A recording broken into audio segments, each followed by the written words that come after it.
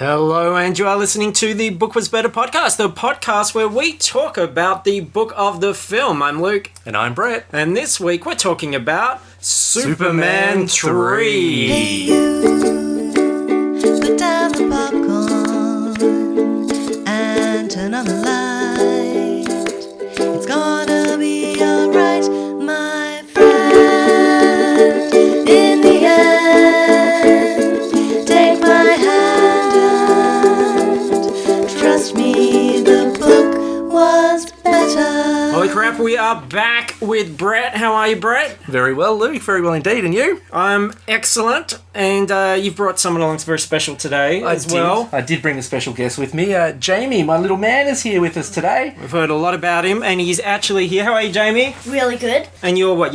How old are you now? 15? 6. 6? So almost 15. You have a beard soon. Yep. And a moustache. And a wife and a mortgage. Yep. All the fun stuff, huh? And you're going to be here in the background having a look through my mountains of Lego. What's your favourite thing? What's your favourite piece of Lego Luke's shown you so far? Probably Emmett's spaceship. Emmett's spaceship. That's huge, isn't Pretty it? cool. So cool. I'm using it as a coffee table. That's how big it is. It is big enough, isn't it? So you're going to have fun playing with the Lego? Yep. Well, we Cool, talk man. about Superman. Do you like Superman? Yep. Have you seen the Superman movies? No, but I have seen in Batman Brave and the Bold about him. Well, that's way more fun that's anyway. easy. I wish we were talking about Batman Brave and the Bold instead of Superman Yeah. 3. Yeah, it's not the best Superman movie. Okay, so we might hear you in the background playing with some Lego at some fun. point. So you enjoy that. That's awesome. And meanwhile, we're going to have less fun talking about Superman 3. Reading about Superman 3. Superman 3, which is even better than watching it, I think. No less. And I should say, I always say this when you're on, Brett, because it's a special treat for me, because you always read the book first and you take copious amounts of notes. Too many, I think. I tend to have a lot of crap. Well, Sorry. no, it's all gold. And when I look at the cover here, I think it's really apt. We see Superman carrying an irresponsible Richard Pryor in his arms, and I feel like that's a really great metaphor for what's happening on the podcast today, where you are the Man of Steel and I am irreverent, lazy comedian Richard Pryor being carried by you. You are as funny as Richard Pryor, and my hair's as slick as Superman, so yeah, we might be on. Not young Richard, in his prime Pryor. In his prime. You're talking about Yeah. No. old adult Richard Pryor, That's but true. still... He did it for the yo-yos. Take what we can get. Indeed. So, Superman 3, exciting author here as well. William Kotzwinkle. Yeah, you is the referred to author. him last week. I know, and it sounds like a made-up name and like one of those silly things that we would do, but he actually is the real author of the novelization of E.T., the extraterrestrial. He exists. I'm holding up the book now so you can see William Kotzwinkle, it says. That's true, and it is known as one of the best novelizations of all time. Yeah, And- he's huge, isn't he? William Kotzwinkle is Really, massive. really respected for what he did on that book. We haven't actually done it, of course. Last week was our April Fools. We pulled your leg. We had an ET novelization that I wrote. Because of that, I've probably ruined our chances of having the William Kotzwinkle one too soon. But I do have a couple of copies of it. So in the future, to look forward I think to. we can do that. Oh, yeah. But yeah, so expect a lot from this guy. The Absolutely. old, and it's big hyped on the front cover. It's author of the novelization of E.T. the Extraterrestrial. And on the back cover blurb, only William Kotzwinkle, who wrote E.T., could write a novel as thrilling as Superman 3. Wow. So big ups for Willie K. Willie K. Willie K. It's got to be a straight name, surely. And he wrote a lot of other original stuff too, like Dr. Rat, The $1 Million Bear, Elephant Bangs Train. Didn't make that up. Elephant Bangs Train. And the Walter the Farting Dog series for children. He's one of the collaborators on that, which blew my Excellent. mind. Yeah. So a rich legacy Well, absolutely. he's leaving Kotzwinkle. Kotzwinkle. You know, the He's done it well. book last week, our fake book, was written by Howard Mason. And Beast Lords was written by Mason Howard. I don't know if anybody's mentioned that nice. yet. Aha, cousins. There you go. Nice. I should also, just before we start, welcome any new listeners because as of this week, we are part of the Geek Vision TV network in the US. Awesome. So we're getting plugged on their site. Wow. Buy me a drink first.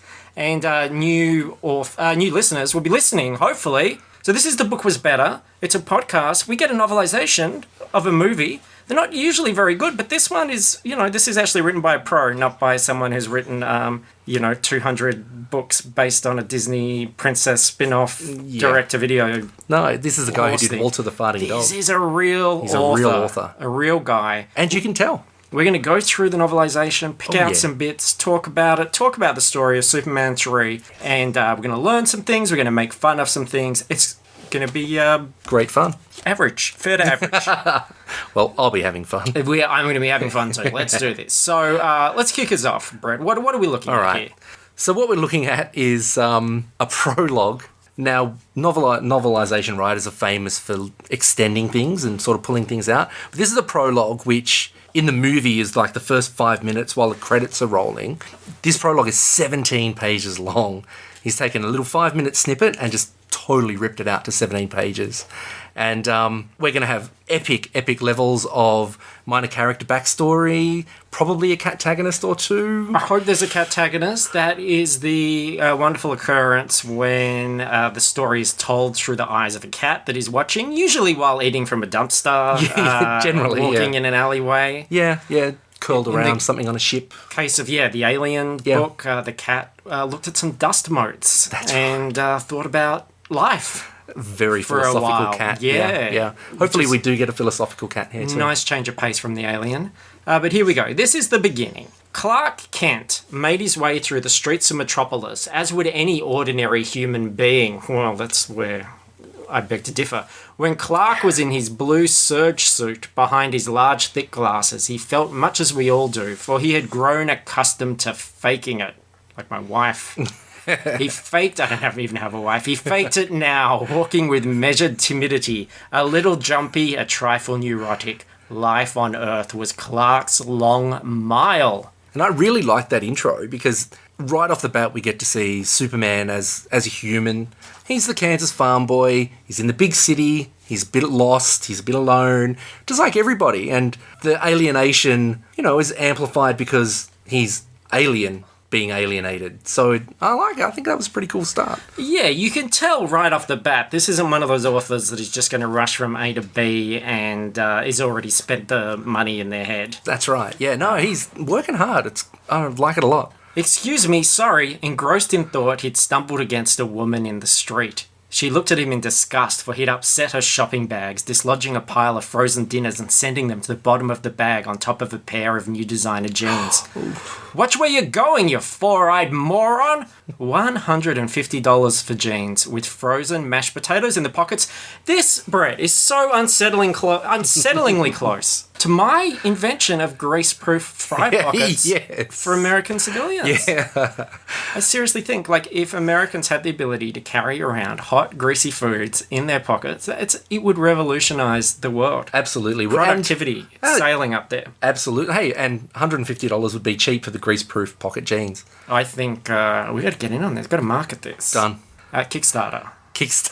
Nice. Yes. And not only does Clark get called Four Eyes, but he cops a withering glare as well. And It's the worst kind of glare. oh, withering, not pretty at all. And I like this as a good line too. He could feel it starching his collar, making his uptight life even tighter. Would humanity never learn that accidents will happen? Humans are the worst people Man, in we the world. suck, even with our greaseproof pockets. Pfft. I know. And but Clark Kent, he's not all that he seems. No, here comes the stinger. And all along, he thinks, I am Superman. All along, I care for these people. Wow. Superman, the burden of the world. He's a modern day Jesus type. He is. Zack Snyder kind of subtly pointed that out to us in the subtly pointed out latest by Superman film. having lingering shots of him in the crucifixion pose. Absolutely. Every couple of minutes. Yeah, 2 or 3. Yeah. And this is really good stuff. I love this. The guy wrote E.T. He's got the emotions down. He's playing with us, and it's just beautiful. I love it. I love the enthusiasm here, and we see this sometimes with authors when they're beginning a film. Where he's basically, we know he's embarking on a thankless task. Yes. Like, he's really trying to get into the themes and the character. He's like, I'm going to really make this into something about Superman and who he is This and will what be he special, wants. This is yeah. it. But we know, because we've already seen the film, that this is one of those tasks where he's soon going to have to justify Richard Pryor skiing on a roof. Like, no matter how much goodwill and rightly prowess he brings to this thing, he's going to have to go into absolutely insane territory. And I'm just like, this is like a young man about to have a fist fight with a bear. It's Yes. all enthusiasm. But, It's going to be bloody in the end, it's nonetheless. not going to work. Yeah, that's true. And we do get to see, earlier we mentioned, there are some minor character backstories. That's all nice in the prologue. We don't have a catagonist, though, I'm sorry, Oh, Luke. man. We miss out. Instead, we've got a dog-togonist. A dog-togonist. Dog-togonist, first time ever, I'm pretty sure. Yeah, that's a new one. Dog-togonist. I'm excited about this. So Clark bumps into a blind man with a seeing eye dog. Doesn't worry the blind man, but the dog just freaks totally out. The dog eyed Kent suspiciously, but couldn't figure out his scent. Some odd components in there somewhere. Yeah, he's the only person in Metropolis who didn't smell like hot dogs or Twinkies. It's not from around here. Nice. And it continues. The dog was thinking about the strange smelling guy in blue serge and sort of nodded off.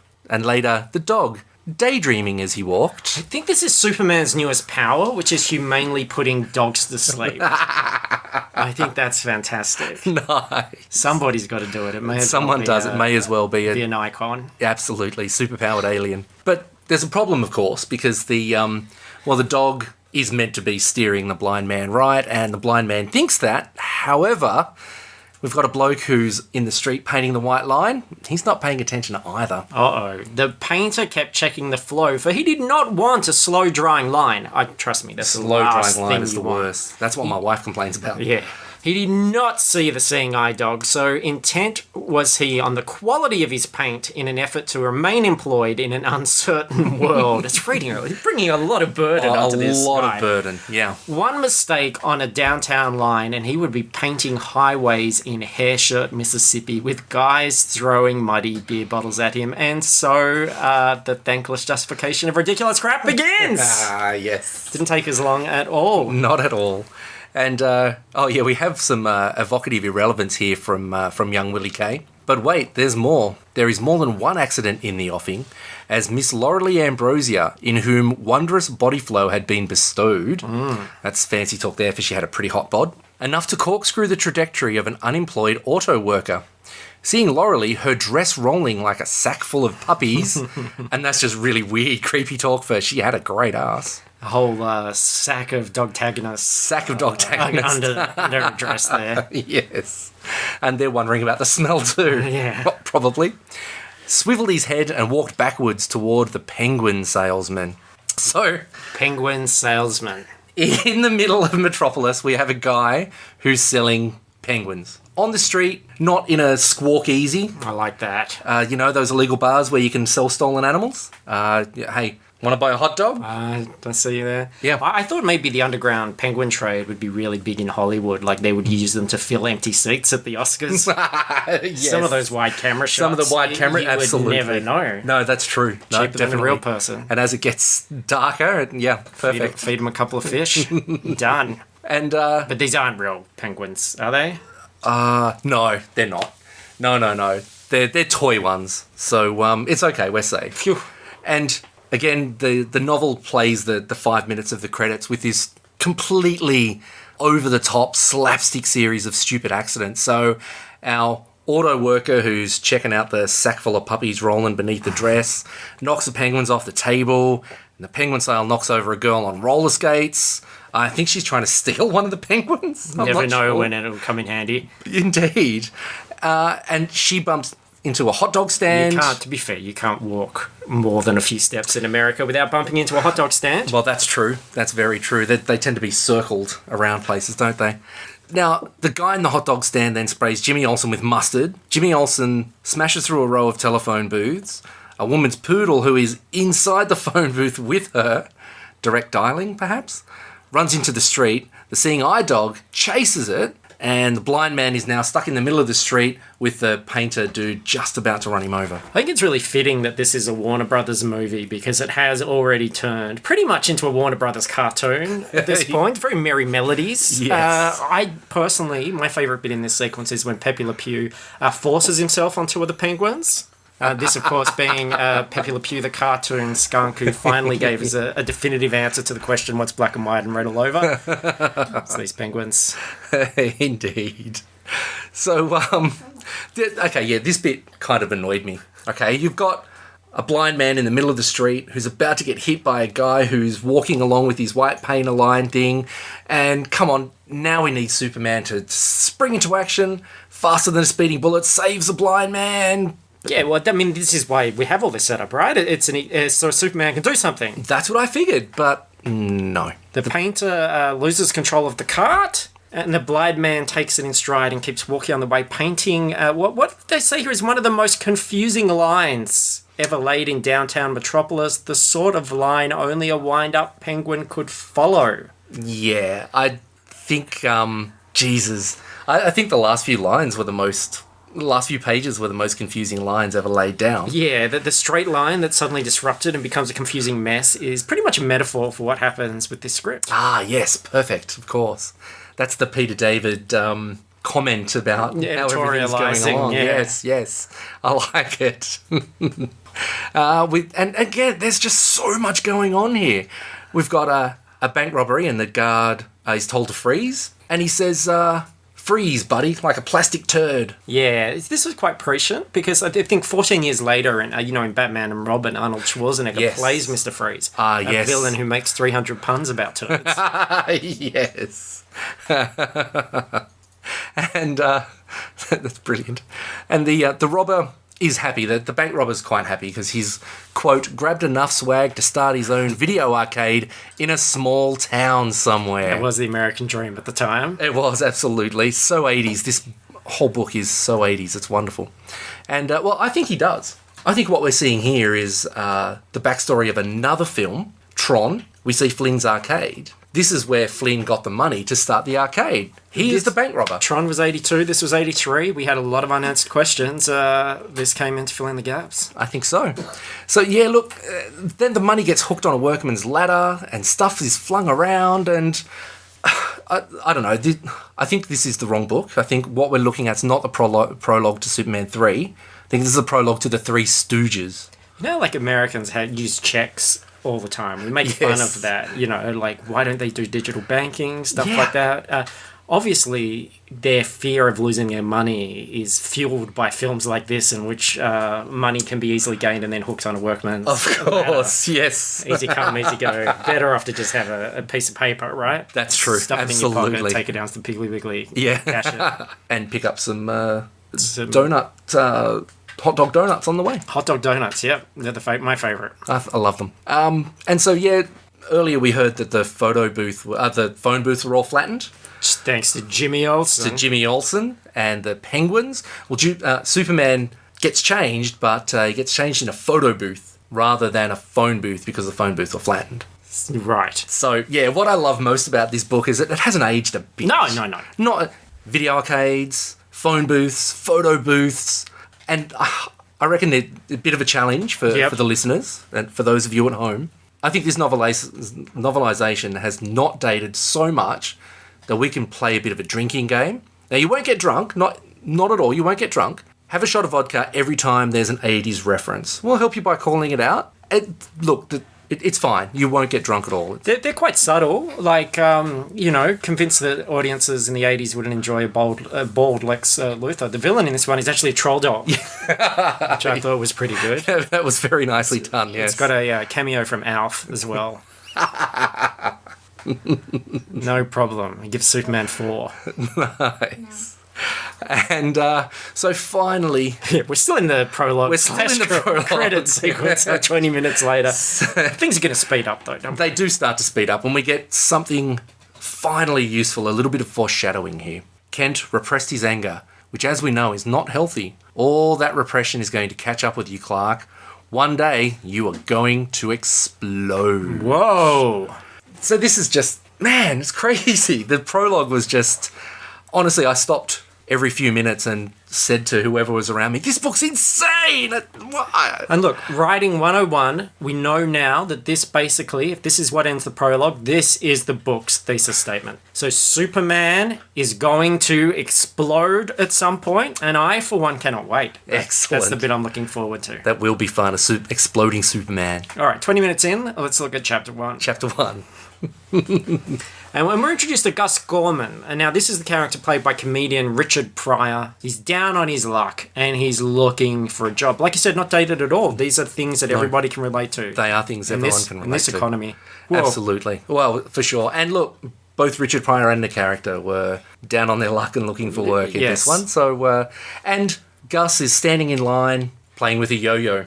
Yo-yo? Time to drink. That's a drink. You said if they're at home. I don't care where you are. Like if you're on a bus, if you're at the gym, whatever. Especially if you're at work. Get a hip flask out and drink along with Superman 3. Trust me, it'll. If you can be drunk by the time Superman gets drunk later, it's a better experience. Indeed. And so Gus is obsessed with yo-yos. He lost his job at a fast food place because he was imagining the yo-yo of his dreams. The yo-yo of my dreams it's diamond encrusted. Nice. It has Scarlett Johansson posing on the side. And when it comes back into your hand, it's holding a beer. Oh, that's magic. Yeah. That's magic. We're kickstarting that one. And this is a weird turn of phrase. Another skull conference was going on. Skull conference. Zombies standing around having a chat, or no, he means a meeting. I'm glad you clarified for that for me, because a meeting of skulls, and skulls house brains. Brains have ideas, which were really great for meetings. Yes. Either that, it could be, this was the 80s, it could be a conference called a Skeletor. You're right. That's exactly what it was. What was Skeletor hoping to find in Castle Grayskull? That's what I want to know. Yeah, it's a good question. He's all secrets. I want to get the secrets of Grayskull. Yeah. Skeletons in the closet, Yeah. perhaps. Yeah, all his relatives that they've kept in the closet. Yes, away from him. That's what it is. Let's get his Uncle Bones' bones back. Yes. Give him a proper boner burial. a proper burial. As were the rest of the Skeletor family. In line with his religious beliefs. Yes. And lots of casual misogyny here. It being the 80s. Wouldn't be a novelization Wouldn't be it. Absolutely. Vera Webster, she's one of the main baddies here. And she is a trained spinster who could freeze a monkey's... Yeah, and then they get interrupted. I'm really confused. I want to know where Cotswinkle was going with that. Maybe that's where he was going. Freeze a monkey's Cotswinkle? Freeze a monkey's Cotswinkle. Perfect. I want to know. And he gets... Yes. Jamie, can I borrow you just for 1 second? Okay. I want you to finish this sentence with whatever word you think we should finish it with. Could freeze a monkey's... Could freeze a monkey with an ice ray. With an ice ray. Love it. Got it. That's perfect in a Superman book. Brilliant. You're a better writer than the person that wrote this book, Jamie. Cotswinkle. Good work, man. And as continues, as could Miss Henderson, a grumpy middle-aged woman. As for Lois Lane, she, like all newswomen, had the veneer of a mass-produced coffee table. Talking about her teeth? I think so. Yeah. And I went back and forth on this. I originally thought that this was a bit of out-of-context comedy corner, but I think Cotswinkle is clever enough a writer to be playing with us. And I think he's deliberately doing this because... I think he might have been playing with yes. when he wrote this part. So there's a bingo machine. Yeah. Cranking. Something we can all relate to. Absolutely. And when Lois touches Clark's arm, he breaks off the bingo machine handle. Then he longed to pop out of his three-piece and into his acrobat uniform and crank the heavens with his handle, the handle of Superman! In all caps. Yeah. I had to double-check that was actually verbatim what was written in the book. It is. I don't know how to interpret that. No. Like he wants to stick it in the face of God? Like, I feel like Clark really is about to explode. Oh, He's definitely. Unhinged at this point already. Yeah, he's already going crazy. It's great. Speaking of crazy, there is a plot here. Somewhat, yeah. So Gus, Richard Pryor, learns about computers. Clark says to Perry, look, I want to do a report on the Smallville High School reunion. And Lois is given an assignment to go to Bermuda, which gives her a reason to just casually prick tease Clark by showing off her bikini to him. Yeah, which is described as both the world's tiniest and also as a minuscule bathing suit. And to make things even more awkward for Clark, she's actually wearing it backwards. Which I think, Margot Kidder, she was... she was out of sorts. very much during out of sorts filming. by this stage. Yeah. Who was going to tell her? Well, that's it. Yeah, nobody. And also, real world talk. A trip to Bermuda, of course, gave the film makers a break from having to work with crazy Margot Kidder. Yes. She's pretty much written out of a lot of this. She is indeed, yes. Okay, chapter 2. You're the guy, when you read the book as well, you split it into chapters. You really let us know where we are, and I like that. Okay, thanks. It's very professional. Well, one does try one's best. And then he just pumps it out like this. Gus Gorman, chapter 2 now, he's working at Webco Industries. Webco is where the trained spinster that we heard about, her so-called humanitarian brother, and his arm candy, Laurelie Ambrosia, puppy sack girl. Yes. They run Webco Industries. Now remember, Webco, this was before the internet. She's a trained spinster because she's spinning web. Yes. To make cheap sheets. That's it. For the lower class. Yes, that's exactly right. From her bottom. From her, indeed. That's why she is, a spinny spinster. That's right. Yes. And she's jealous of Laurelie's puppy sack behind because... Yes. It could generate a lot more web. That's right, exactly. Now, Gus is good at his job. He programs computers. Not at all dated. The computers have tape decks. The finest Commodore 64s. That's right. So probably time to drink now. But the pay sucks because what he really wants is to buy a rhinestone yo-yo with gold thread. I began to really feel like this was the character that inspired Tracy Jordan in 30 Rock as I was getting deeper into this book. If you imagine this whole thing like that. Oh, yeah. Yes. It's kind of the realm we're in. Oh, that's brilliant. So we just imagine Gus Gorman saying, "Hey, Liz Lemon, where's my porno movie?" That's brilliant. So Superman does a couple of Superman things, finally. He saves some workers from a chemical plant fire. And there's a really cool sentence here about what I think is Superman's coolest power, which is flight. I like flight, especially super speed, so you can zoom around really quickly and do whatever you want to do. It's a popular one. Flying around. So, Luke, favourite Superman power? Super ventriloquism, always, is my favourite. Perfect. Love it. Imagine the fun you'd have with that in the zoo. Absolutely. All those sassy monkeys. I love it. And here is the passage you refer to. Often as he'd done it, he always loved that first moment when he leapt into space and found himself flying. There'd be a second's flash and he'd recall the great spiked crystal ship that brought to Earth from Krypton. Then he was himself that flash. Soaring! Beautiful. It's Beautiful, I feel like they might have had that in mind in Superman Returns. You know, that like little moment where everything sort of vibrates and then off he goes. And then you choom, yeah. Not Superman Returns, sorry, Man of Steel. Man of Steel, yeah. Superman Returns was all moping about his illegitimate emo son. Superman, being treated kind of poorly by some other dude who was Cyclops. Yes. Not pretty. Chapter Not pretty at all. 3. Chapter 3. So Clark is off to the high school reunion. That's his big story. And he becomes conflicted. And again, there's some really, really cool writing. Why did the Man of Steel suffer these vague anxieties? The problem was the role he played for so long had solidified around him. He said and did things that weren't him at all, but which helped him get along and mingle with humanity. He despised himself for all that mild-mannered stuff. Wouldn't it be wonderful to take a deep breath and blow Smallville high into next month? But no, he must go on his way in silent humility, never letting them know he could bend the school's iron gate over his forehead. Well, man of angst. He sounds like he's going to put on a trench coat and start heat visioning people in the library. Nice. Heat vision for Columbine. Yeah. Interesting.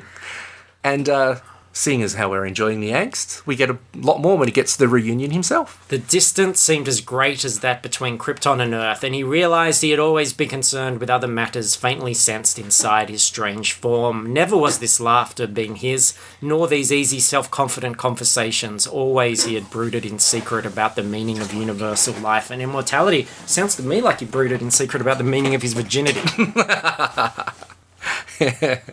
And I like this stuff. It shows us Clark's alienation, but, I'm not getting too personal here, but I think a lot of us feel this way as teenagers. How, if only I could talk like other people talk and be as easygoing and get on with the cool people. And Yeah, it's a good way to make a invulnerable man vulnerable. Yeah, I like it. So the reunion, as you'd expect, is full of lots of wacky people. There's the aging crazy teacher, the former athlete turned slob who's reliving his glory, and the yuppies and their plastic sort of wives. So as we end the reunion, everything's over and we've had the clashes with these people. Clark helps Lana to take down the decorations, and there's just a little bit of a hint of romance, but of course Clark has to tamp it down. He has to do his best to stop from changing into his acrobat suit and cranking on his handle. And back in Webco, Gus makes a heap of money.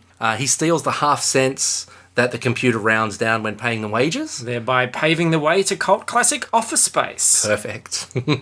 And chapter 4, we meet... the Ross Webster, who is the owner of Webco, a noted humanitarian who, quote, likes to call my servants by their first name, and he discovers that someone's embezzling the company. His sister, we've mentioned earlier, the spinster, is the spitting image of Stalin, and she's just as evil. I'm going to dispute that a bit later on, but bear with me. Aha, excellent. And Laurelie, again, we've mentioned. Now, we've mentioned that Vera hates Laurelie's puppy sackness, and this is what Vera thinks of Laurelie.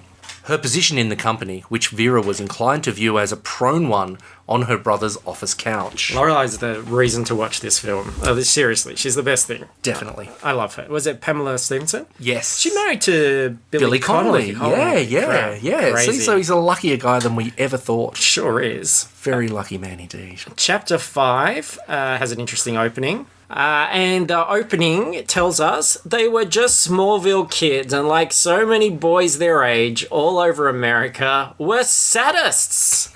These are the proud fruits of a Christian nation. It's wonderful. The world that leads the Western Hemisphere. I know. All the boys are Best sadists. country in the world. Absolutely. And not just the boys, but the men are as well. Brad Wilson, who's the former athlete turned slob, hits on Lana and humiliates Clark while they're on a picnic. Now, Gus is caught by Webster. Not Webster from the TV show Webster. Although that would have been perfect. That would have been pretty wonderful. That would have been another drink. It would have. Oh, it would have made it so much more interesting. I could really see a little Webster and a big Richard Pryor having it out with one another. That would just be fantastic. Gary Coleman may be officiating as referee. Yes. I think he might be biased, though. Wow, true, yeah. But Gus doesn't get imprisoned. Webster says, hey man, I like that you're a bit nasty and you're good with computers. You can help me with my evil scheme. That's a pretty good evil scheme, I'm thinking. I'm listening. Okay, you ready? They want to control the price of coffee. So the Websters decide to destroy all of the coffee beans in Colombia by creating a storm with a US weather satellite. You know, after so many of Lex's real estate schemes, I feel we really needed a coffee scheme right about now. You're right. Because you can imagine the writing meetings here. They're going, we have a protagonist, he's got superhuman powers, he's pretty much invulnerable. Yes. The hardest part here is that, you know, they need to devise a threat Well, that's always been the problem with that's Superman. going to challenge him. Yeah. And then another writer takes a long sip of his coffee and goes, oh, the coffee this morning is real powerful stuff. And then everyone goes, that's it. Perfect. Yes, coffee. And not having coffee, oh my God. That would be a Who could nightmare. operate? Yeah. Chaos. Okay, absolutely. Mass hysteria. So Gus is quite happy that he isn't going to jail because when he was there, it was really nasty. The warden was a sadist and would send him to solitary, where the darkness in solitary was only kept at bay by the light of his battery-powered yo-yo. Yeah! They're really driving this home. It makes me want to go and buy a yo-yo, so it's working. It is, but he's in prison, right? So in the US, prisoners are allowed to carry around yo-yos. Is that so they're less violent? So they don't shiv one another like they do here in Aussie prisons, get a shank up ya. No, instead they have little yo-yo competitions. That seems to me to be a really sure way to be able to, like, whack someone through a set of bars. It's not a great idea when you think about it. No, not at all. Especially if you stick a bit of broken glass around the edge. Well, that's right. A couple of razor blades. We've all seen movies where someone gets a yo-yo and in order to escape from prison, they zip it out, grab the keys off the warden's belt, zip it back in again. So many ways. Shawshank Redemption would be a completely different movie if someone had put a yo-yo in a cake. If only. That's right. And this yo-yo obsessed Richard Pryor. I just want to congratulate DC for finally creating a villain with a lamer gimmick than the Riddler. I think that's wonderful. The Riddler somewhere is like, oh, thank God. And now that Gus has been introduced to the top tier of villainy, he sees Vera, and he reacts the same way that everybody else does. He says, bitch looks like Stalin. Yeah. Wow. Now, people are not going to be able to see this. Brett will, but do Google young Stalin. This is what Stalin looked like. Okay. And that's a pretty good looking dude. He's quite good looking. Yeah. Yeah. That's a sexy Stalin. That is a sexy Stalin. And So, what's the problem? Wow, What's yeah. the issue? I know. There you go. If the bitch looked like Stalin, she'd look a lot better than she actually does. That's right. I like it. I like it a lot. Chapter 6, more casual misogyny, not just ours, but in the book as well.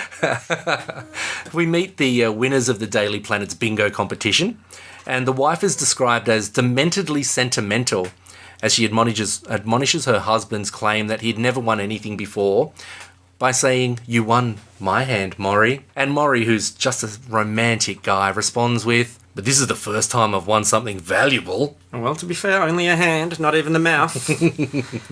And, yeah, like, every guy in this book, every bloke is just an asshole. Absolute pricks. The only one that isn't is Jimmy Olsen. Who, yeah, he's got other problems. He's a bit of a retard.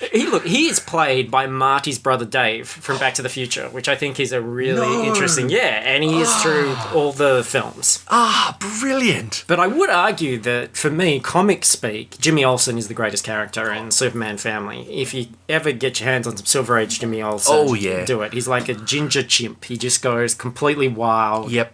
And changes all the time. He's Turtle Boy, and he's suddenly 7 foot tall, and man, he's got this it just weird changes all the time. Hypnotic power over people because they never realize what he's up to. Like, I remember one where he's pretending to be Superman, and I think Superman loses his powers. So he has to make people think Superman hasn't lost his powers. Yeah. So he puts Superman on a glass rod, which he attaches to Superman's belly. Yes. And Jimmy Olsen is leaning out of a building's window, high up in the window, holding one end of a glass rod, which this, like, massive muscular man is, like, glued to the end of the glass rod. And people can't see the glass rod because it's glass. It's glass. It's seeing straight through the thing. Yeah. And this little gangly teenager's holding it. He's waving Superman through the air. I love that. Like, that's how comics should be written. Oh, yeah. Now you've got all these grim sort of people that are trying to make it real and serious for adults. Comics aren't meant to be real. Yeah, whereas these were these guys, these middle-aged, like, balding guys with cigars shoved in their gobs that thought it was a whole bunch of crap for kids and just wrote whatever, and it was excellent. I'm with you, man. That's where the best stories come from. They're brilliant. All right, back to this film. Back to the film. The book of the film. Sorry, yes. Superman 3, Cotswinkle. So Gus sees Laurelie's voluptuous body, and as he's spinning his yo-yo up and down, he says, parts of this lady I'd like to walk my doggy on. Oh, I love the yo-yo innuendo. Well, isn't that great? Like, and I think there needs to be more yo-yo-based description of lust in novels. It's universal. It is universal. It's something we can all relate to. And forget this 50 Shades crap. Yo-yos are it. You could, hey, I want to get my cat into her cradle. Whoa. Hey, she made me want to come around the world. Hello.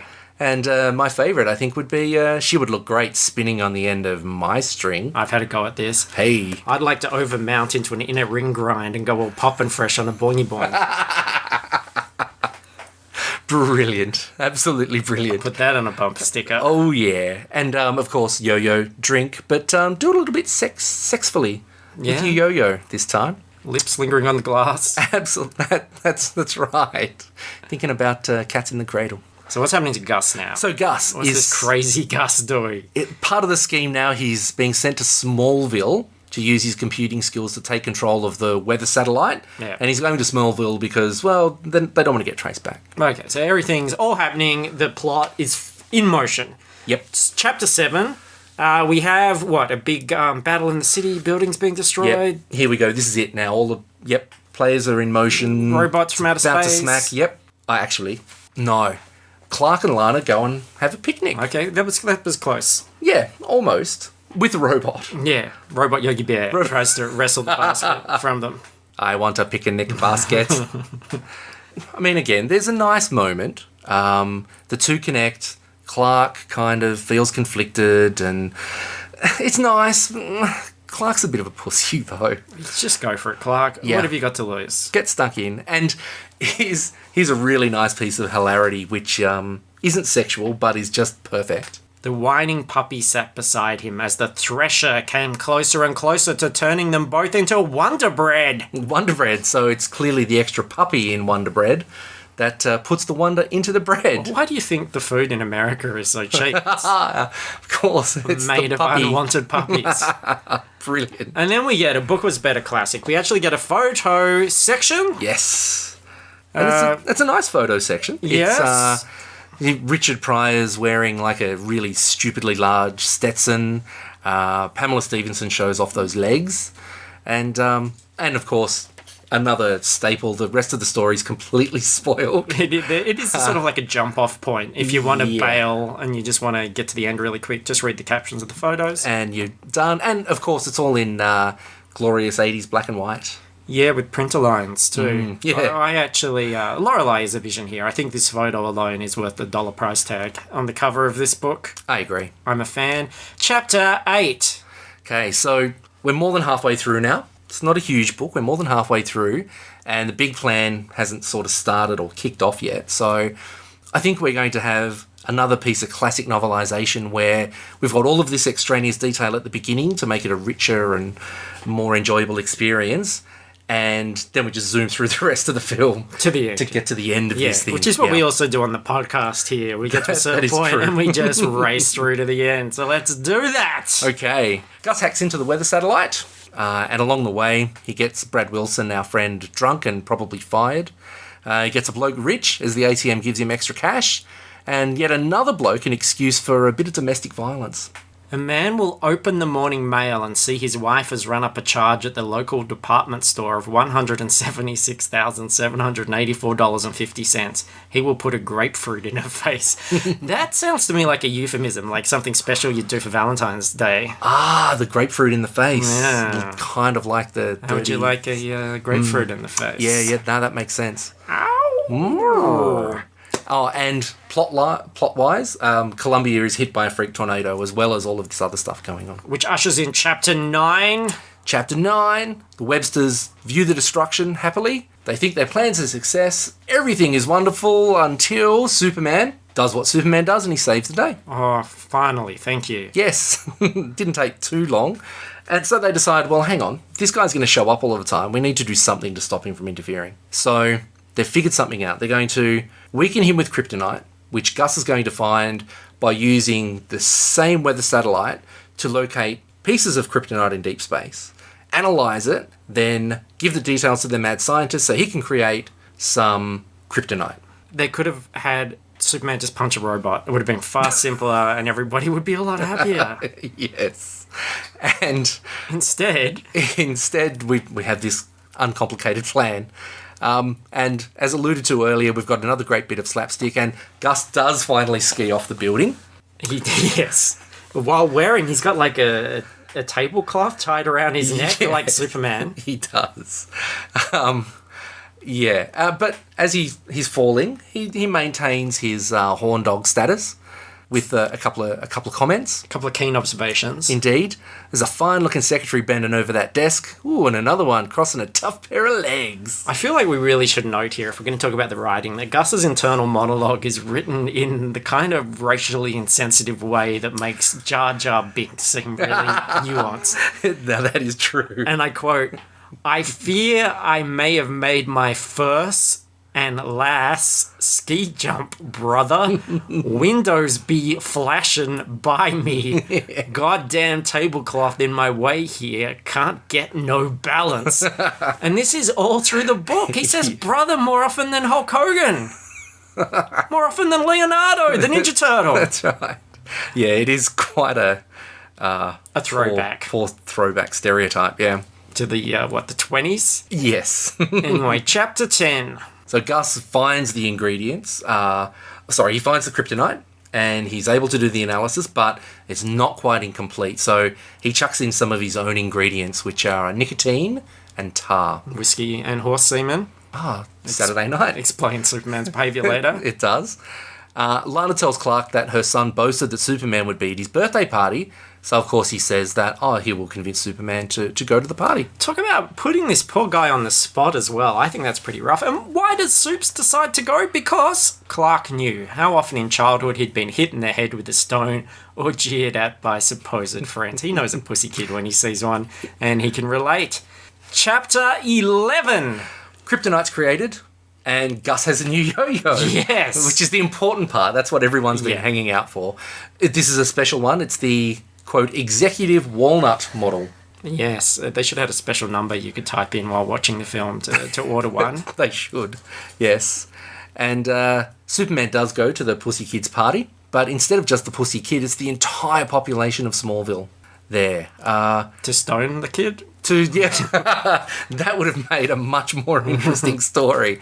But sadly, no, they're just there to give the key to the city. But the key must be small and rural because Smallville is a small and rural town. So. I want to know why the giant Fortress of Solitude key isn't in the movies. Oh, yeah. You know, like, if you've read the original comics, Superman has this giant key, like the key to the Fortress of Fortress of Solitude. That one, yeah. Follicles? Follicles, yeah. Yeah, it stops him going bald. It's there. It's like right there. It's on display. He doesn't hide it under like a massive doormat or anything. No. The catch is, it's huge. It's so big that only Superman could lift it. So heavy. Yeah. So it's kind of like daring people. Oh, you want to come into my house? Hey, come and check it out. And it's great because it's this big Art Deco-y sort of looking statue thing. It's like a piece of modern art. Put it in a film. Now, also at the party is Gus. Gus crashes the party because he wants to pin his own medal on Superman's chest. Chest with kryptonite in it, of course. It glows a strange green. He does pop out of the birthday cake singing happy birthday, right? Yes. Yes, he does, as the 5-star general. But he's a bit unhappy because the kryptonite doesn't seem to have any effect. Well, let's see what happens in Chapter 12. In Chapter 12, Lana is with Superman at her house, and Superman starts to behave a bit like a horny slob and wants to super root Lana, instead of using his powers to go and save a truck falling off a bridge. Now, I was actually a bit disappointed, because this is the bit I was looking forward to, and I was disappointed that Cotswinkle doesn't really make much of horny Superman trying to bang this vulnerable single mother. And, that's a real shame, because I felt like that's the only time I've really related to Superman as a character. Yes. Yeah, it's interesting. Yeah, I was looking forward to this bit as well. And funnily enough, the Mad Magazine parody of this does a whole lot more with it that is just so much better than the novelization. I was a tad disappointed too. But it doesn't stop there, this bad behaviour. Oh no, it gets so much worse. He flies to Italy, does our Superman, and straightens the Leaning Tower of Pisa, all the while thinking that he is a god who rules the earth. And I quote, "A man of steel may do as he wishes, a god goes where he pleases for no reason." And no reason is definitely right. This Pizza thing is the ultimate super troll. I just love how petty it is. Mamma mia, moaned the souvenir salesman, his entire stock rendered more worthless than it already was. His leaning plastic towers no longer replicas of the original. That's a lot of distance to travel, an effort to go to in order to troll this one Italian guy. What a super dick. He wrapped up his frequent flyer points just to do that, yeah. And then chapter 13, this continues, and he's doing it in our backyard. He's doing it in our backyard in Melbourne. He performed a little tap dance, an idiotic grin on his face, and precipitated an earthquake. Why Melbourne, of all places, to go and do that? That's where the dart hit on the on the globe. The globe, and off he goes. And yeah, he's being very super douchey here. He blows out the Olympic torch. Writes rude graffiti in the sky above a Girl Scouts jamboree. And I was disappointed as well that Cotswinkle doesn't tell you what the graffiti said. Yes. I'm assuming it's nookie, not cookies. Yeah, and this is Superman, right? He's got a tremendous array of powers, and it's pretty petty. Yeah, it's childish. It's so childish, the stuff he's pulling off. So, in the interest of fairness, if you want to read about a really, really interesting Superman goes bad story, Mark Waid wrote a comic a few years back called Irredeemable, and that has this dude called Plutonium, who is pretty much Superman. And he loses his shit and goes crazy, and he does the stuff you would expect.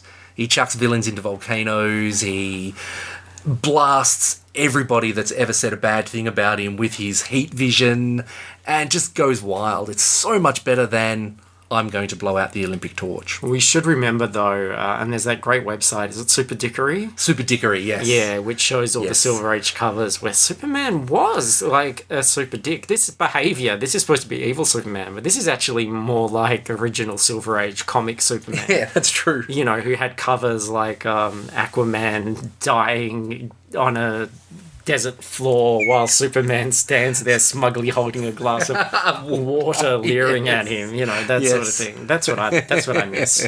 Anyway, Superman's out of the good guy business, so Webster plans to have Gus take control of the computers of all of the world's oil tankers, oil pumps, pipelines, and Gus says that he will, but with a condition. Webster has to build him the supercomputer of Gus's dreams, and Webster agrees. does it look like Scarlett Johansson with diamond-encrusted breasts and a beer tap in the crotch? Oh, Gus is... Sorry, Luke, not your Sorry, dreams, my yeah. friend, no. Man. And so the plot here, Chapter 14. Chapter 14, it works. Pumps and pipes stop flowing with oil, all the tankers head to a spot in the middle of the Atlantic, and it looks as if the Websters are now going to gain control over all of the oil. Okay. I like that. This is like campfire story time now. I'm enjoying this. I'm really getting into the Superman 3 mythos. Excellent. He all the tankers except for one. Yes. And so to stop that one, Laurelie has a plan. She wants to get Superdouche to stop the rogue ship by pretending she wants to jump off the crown of the Statue of Liberty. So she's standing on the edge of the Yeah. Statue of Liberty. And of course, concerned cops are there, keeping an eye out on her legs, mostly. Yes, they're a beacon They are. of hope. And puppies. Sack full of puppies. And it works. Superman comes and lands next to Laurelie. She's basically his bat signal. Very much so, yes. Those beams do beam. But he claims that he won't save her. He says, not interested. And here's a nice line here. Laurelie uncoiled from the crown's edge and rose sinuously towards him. She's like a serpent. Original sin. That's right, saying, taste my apple. Apples. Apples, yeah. My The sunset.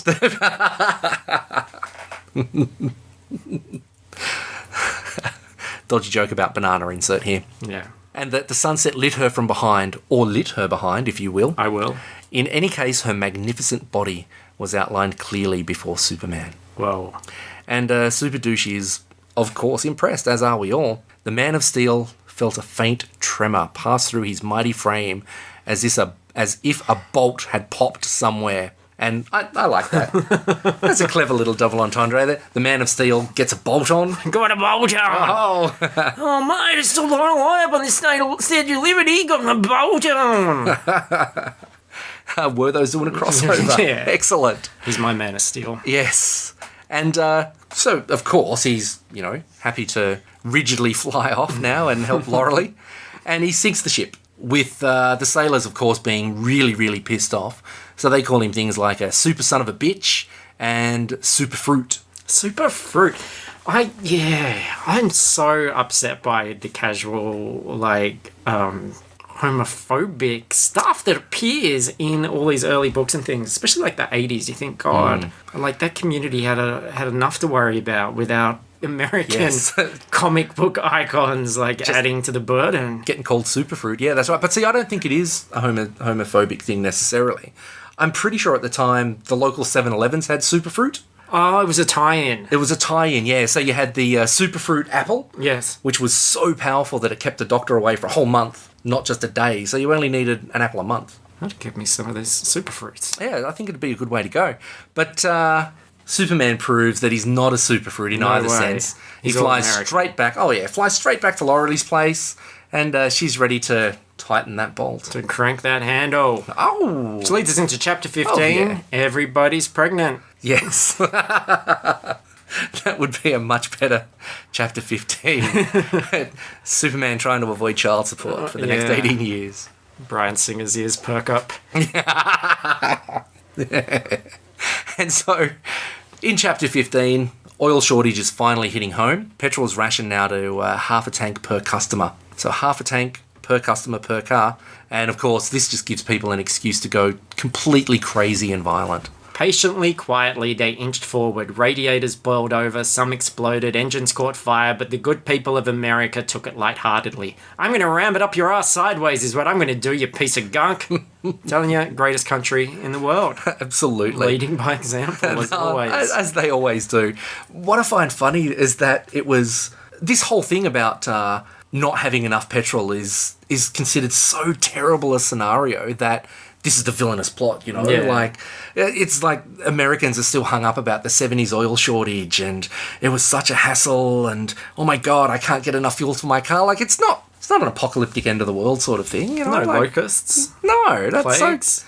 I don't know. I think it's interesting that in that time and place, the worst thing that could be considered would be a lack of fuel. So that's enough of the socio-political shit. We'll get some dick jokes in. Yes, Luke. please. Excellent.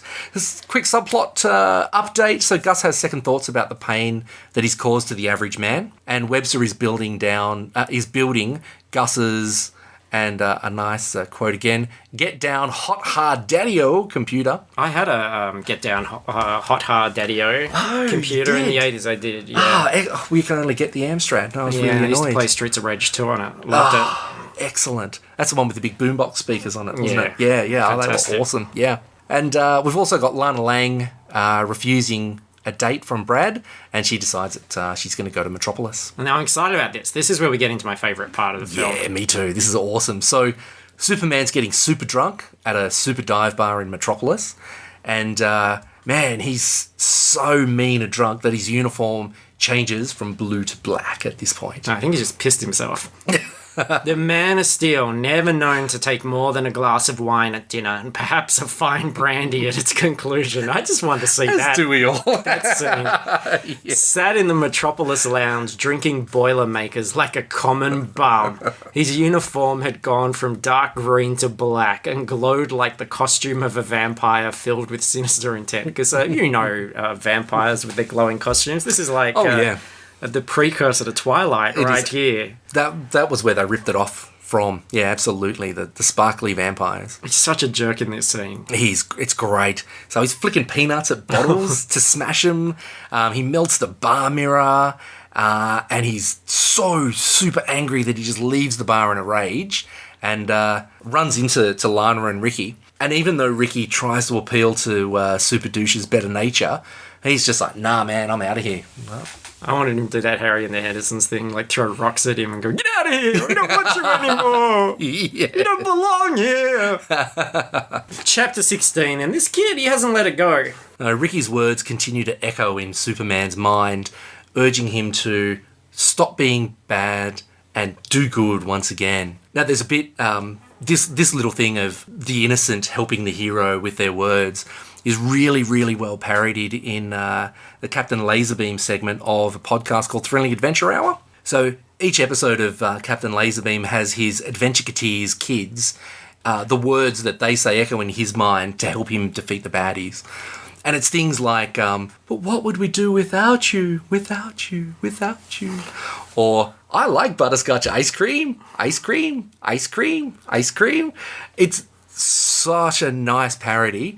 And the captain is voiced by John DiMaggio, who's Futurama's Bender the Robot. Stop wasting your time. Listen to this. Go and listen to the Thrilling Adventure Hour. That sounds far better than what we're doing here. But Funny. Here we go. Best scene of the movie, my favourite scene of the movie. As Superman's going crazy, he's got these words echoing in his head. Clark Kent literally emerges from Superman. And so we get the most common and the coolest trope in Superman comics. It's a physical representation of a psychological battle. And here we go. I wish it would just cut away from them fighting in the dump to, what's really happening, where Superman's just punching himself in the face repeatedly. Yeah. Kind of like a Fight Club. Yeah, scenario, that would be awesome. Yes. All right, should we read some of this? Let's read it. Clark Kent, Superman. These were just names for the raw kinetic energy of Krypton, a planetary power at war with itself. That it could divide, not equal halves like night and day, was only one of its brilliant possibilities. It could as well destroy itself. One half, Superman in black, the shadowy nature of things Kryptonic. The other half, Clark Kent, embodying something quite different, the positive sun of that world. Across the galaxy, fate had hurled this dual entity, and Earth had claimed it, adding its own touch to the mixture and upsetting the balance. Its own touch being the whiskey and horse semen. Yeah, and I love that. And this is a really cool way that I haven't seen to portray the whole Superman-Clark thing. Because usually it's Superman's the alien, Clark's the influence of Earth and that Midwest America, down home sort of country thing. But this is saying, no, the duality is all Kryptonian. Like, it would have, it doesn't matter where Superman would have ended up. If he was on Mars, he'd still have this duality. And, man, this should be in comics, man. This would be pretty cool stuff. He still would have been a whiny teenager. And the fight scene's perfect. It just, oh, man, it's so good. And, you know, I'd say to you, Luke, read everything, but we're already too long. So, no, there's some good bits, though. All right, I'll do this bit. All right. Car parts became hideous clubs in a primeval battle. The auto graveyards sounded with clanging metal and savage cries. If the spirits of Krypton were watching on, their sadness must have been supreme to see their child of the stars battling himself in an insane rage. Yeah! That's very cool. So Clark now calls upon the spirit of his father, who has always been his guide, and the divine light then starts to burn from within Clark. And this lifted Superman and Kent together, and because it was older, the flame melded them together through knowledge, the dancing light. Wow. It's cool stuff. Clark reconciles his beginnings with the present and emerges stronger than ever before. He's finally ready to do something. He is. He's Superman again. So Superman returns to the tanker and saves it by returning the spilt oil to the cargo hold and saves the sea around it. And that's nice stuff. Scrub some sea animals. That's right, yeah. With his super scrubbing. Super scrubbing, blows it off. And then chapter 17. Okay. Gus and the Giant Computer. Yes, a Roald Dahl novel that was left unpublished. Excellent. So Gus, Laurelie and the Websters go to check out the big supercomputer and they wait for Superman to fly into their trap. Gus reflects that, hey, he's done well from this little enterprise. He's not only got the computer, but 1,000 preferred stocks in the company and a gold yo-yo. He has made it to the top. Oh yeah, drink for that yo-yo. And Superman approaches the Websters. Now he flies in and they use the ultimate computer to shoot missiles at him, just like in a video game, with a joystick. Tells you in the book they're using a joystick. Yeah. So, video game come to life. Definitely Tron technology here. Oh, for sure. And, like every other Superman game that's ever been made, though, it's going to have shitty graphics, really boring gameplay. Like the N64 game. Yeah, I had an N64. I didn't own that game. Oh, man. But I hired it. I borrowed it. I bought it, unfortunately, and you get to fly Superman through hoops, man. There was a couple of screenshots on the back which made you think, yeah, maybe I'm going to be... No, he's using his heat vision. I'm going to be a Superman, but no. No, not at all. Very disappointing. Yeah.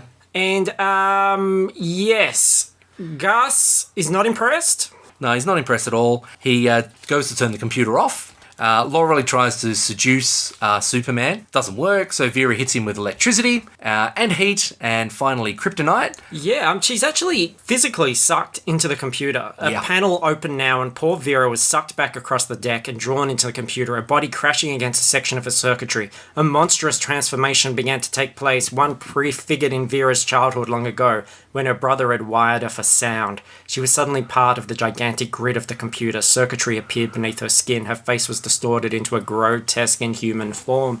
Charges of electricity passed through her body, lighting it up. An unearthly sound came from her throat. Do you remember the 80s when people were terrified of computers and had absolutely no idea how they work? Yes. They were like, careful near that floppy drive, son. It might suck you right in. Yes. But don't worry, Gus. Gus is still here. He saves the day. Gus is still here. He rappels down a rope on his yo-yo and turns the computer off. So it does stop. The computer's stopped. It overheats, though. Lightning shoots all over the place. and all of the electricity in America gets sucked in to sustain these blasts, but it's okay. It gets shut down, all the baddies get zapped and killed, and everything's good. Yeah, chapter 18, things are looking up. Things are looking up. Everything's back to normal. Oil is flowing again. The violence fades because Americans are now able to drive their cars. A big relief. Absolutely. They're very happy with that, yeah. The Websters and Laurelie are jailed, and Gus gets his just desserts as well. I thought this was a bit rough. He turned towards the miners who had arms like coal shovels and little squinty eyes like cave bats. These are some hard-looking crackers. Probably crack me. Carrying shotguns, no doubt, cross the back of the cab in their truck. Use an individual like myself for target practice in the morning. That's pretty dark. That is very dark. And Superman says, well, you can go and work with these guys. Because it's clearly not going to be an issue.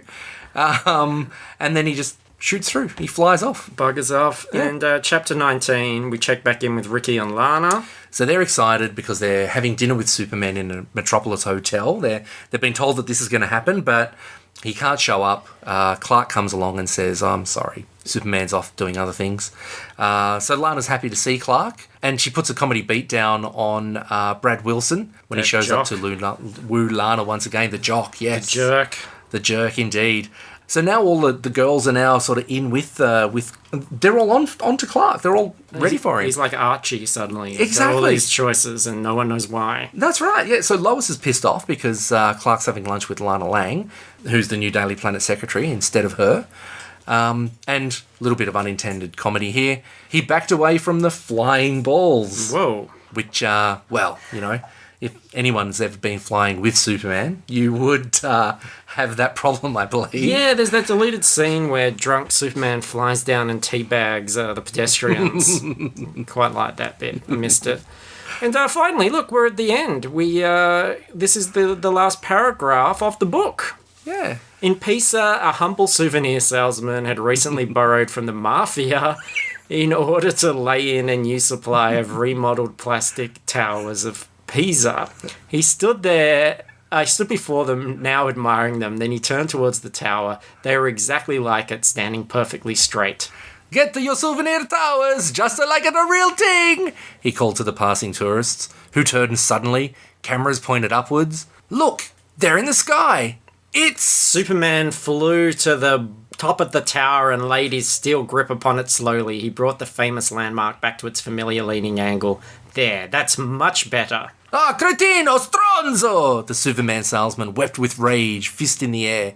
He turned, knocked all his perfectly straight towers over, jumped up and down on them, and punched himself in the head. Mamma mia, what am I going to do now? Mamma mia! Above in the sky, Superman circled, a warm smile on his face. The crowd cheered and Superman saluted. The world was safe in his hands. He sped away into the clouds, confirming what I've always expected, that Superman hates Italians. He does, and he's still being a dick. after everything, he doesn't offer to help the poor salesman. He's lost his stock twice now. Yeah. And what's he going to do? So I'm thinking, the way he sounds, I think what he does is becomes a plumber. On his way to the first job, though, his girlfriend gets kidnapped by a gorilla, and he has to spend all of his time jumping over barrels trying to rescue her. Could happen. I actually think, you know how, like, in Batman Forever, the Riddler becomes the Riddler just because, Bruce Wayne, like, snubs him briefly while touring around the office? I don't like your idea. Yeah, that's nothing compared to what Superman has just done to this guy. So if this Italian guy isn't back as the villain... That should have been Superman 4. Oh, yeah, comes back as the spicy meatball or something. I'm gonna knock you into next week. That's it. Then we've got a problem. You think you're hot with your heat division. Alright, I gotta ask Brett, as I do every week, it seems foolish for me to pretend that I'm driving this podcast after you just did all that heavy lifting. Not at all. All these new Geek Vision TV listeners are gonna go, wait, that guy's the host? He didn't do anything. Hey man, you got to delegating. That's what a good host does. That's right. People. It's all about the guest. Indeed. I got to ask you, was the book better? Yeah, man, the book was. It was insane that first 20 odd pages was just, man, it was so good. And the whole fight between Clark and evil Superman was really well done. And Yeah, misogyny. Like, that got a bit wearing, and the homophobia and stuff. But Our misogyny or the misogyny in the book? misogyny in the book. Our misogyny was very witty, in fact. It was funny, and was I bet a lot of hilarious. women probably blushed up and went, "Oh, you boys!" I think they did. Yes, indeed. and went and made themselves a little bit prettier on the odd chance they might accidentally stumble across one of us in person at one time. I'm going to go with the film. Look, No. as a novelization reader who has read a lot of these things, I really have to appreciate Cotswinkle's writing. He's one of the better writers, really great. But I just love the vision of Drunk Superman and superdouche Superman. It's not a great movie, but I can watch those sequences endlessly. So That's a good for call. that alone, I am going to be the lazy man and go with the film. And normally I check Amazon for reviews. Superman's one of those things that people do study, they do talk about, they do analyze. So the usual dumb, broken English reviews weren't there. Oh, what? It was actually quite articulate about this book. Oh, you're kidding me. That's so annoying. But we'll say this comment, which I quite liked. For 158 pages, this book has ellipsis overload, and Cotswinkle looks like he's deliberately throwing in a lot of bizarre bad lines because he was annoyed. And if that isn't in the true spirit of novelization writing, I don't know what is. Thank you so much, Brett, for joining me. Luke, thank you for the opportunity, as Thank always. you as well, Jamie, for being here. Thanks, Jamie. Coming and visiting. Good to have you here. Shall we... can we get a live Spider-Man song before we go? Okay. So sing it. Spider-Man, Spider-Man. Or come up here to the microphone so everyone can hear you. Spider-Man, Spider-Man does whatever a spider can. Lays eggs in your bed, bites your dad in the shed. Bite Your Dad Bite in Your the Dad in the Shed Shed. remix Oh, yeah. from Jamie. That is awesome. So look, listen Thanks, to the mate. other podcasts. Listen to FP Cast, General Pop Culture Podcast every Monday. Listen to ScarJo A Go Go, my Scarlett Johansson podcast, where I analyse the films of Scarlett Johansson in chronological order. You can find all of these things at www.fruitlesspursuits. You can now also find them at geekvision.tv, and go to Facebook and join our discussion group and be our friend, and we love you all a lot. So, let's get out of here. Do you want to say the thing? Do you want to say the thing? Again, the flips. That's a bit closer than a yeah. lot of people have You gotten ready? it. I'll catch you on the flips. I'll catch you on the flips. Jumanji!